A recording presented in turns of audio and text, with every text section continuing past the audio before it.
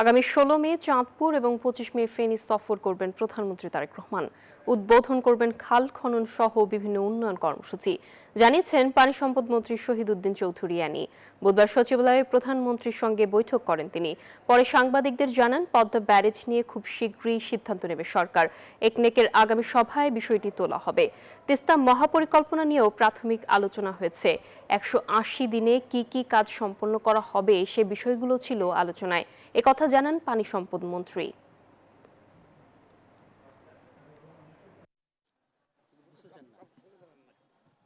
বাংলাদেশের সবচেয়ে একটা গুরুত্বপূর্ণ প্রজেক্ট পদ্মা ব্যারেজ,